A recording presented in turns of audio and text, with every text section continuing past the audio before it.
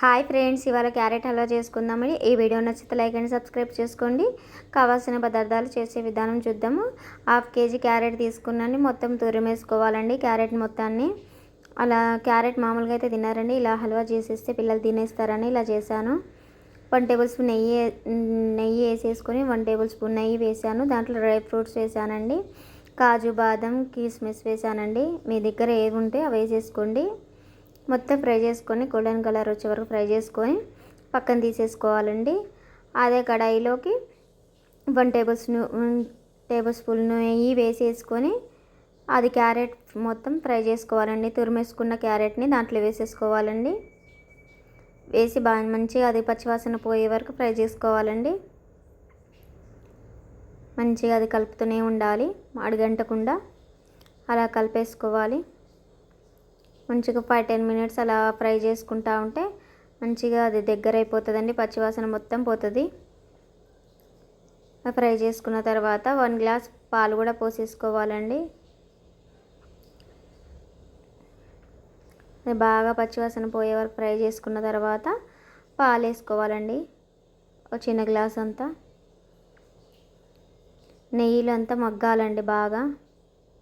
ఒక 5-10 మినిట్స్ అలా ఉంచేసుకోవాలి. మగ్గిన తర్వాత కప్పు పాలు వేసేసుకోవాలండి.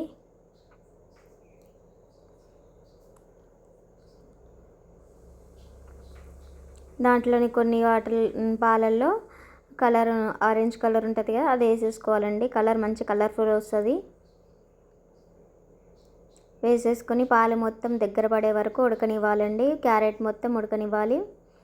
ఒక 5-10 మినిట్స్ మూత పెట్టేసుకుంటే క్యారెట్ కూడా ఉడికిపోతుంది, పాలు కూడా దగ్గరికి వచ్చేస్తాయి. మంచిగా అది కలుపుతూనే దగ్గర వచ్చే వరకు కలుపుతూనే ఉండాలండి. అరకప్పు చక్కెర వేసేసుకోవాలండి. చక్కెర క్వాంటిటీని బట్టి వేసేసుకోవాలండి. మంచిగా అది చక్కెర కూడా దాంట్లో కలిపేసుకోవాలి. అది ఇంకా దగ్గర అవుతుందండి, పాకం లెక్క మంచిగా దగ్గర అయిపోతుంది, ఉడికిపోతుంది క్యారెట్ కూడా.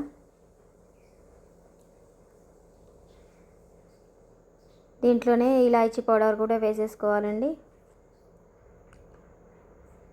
బాగా కలిపేసుకోవాలి.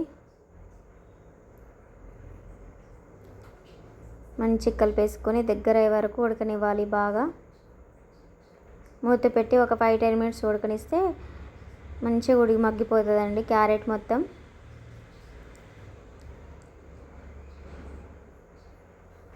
అలా కలుపుతూనే ఉండాలి, మాడకూడదు. లో ఫ్లేమ్లో పెట్టేసుకొని మగ్గుతూనే ఉండాలి. అలా మగ్గిన తర్వాత డ్రై ఫ్రూట్స్ వేసుకోవాలండి. డ్రై ఫ్రూట్స్ వేసుకొని కలిపేసుకోవాలండి. క్యారెట్ హల్వా అయిపోయిందండి. Tasty carrot halwa.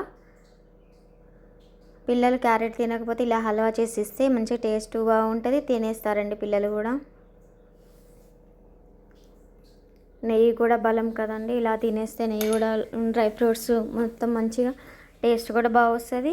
పిల్లలకు కూడా ఇంట్రెస్ట్గా తినేస్తారండి. స్వీట్ కదండి, తినేస్తారు. కాజుతో గార్నిష్ చేసుకుంటే క్యారెట్ హల్వా అయిపోయిందండి. మీకు కూడా ఈ వీడియో నచ్చితే లైక్ అండ్ సబ్స్క్రైబ్ చేయండి. Bye friends.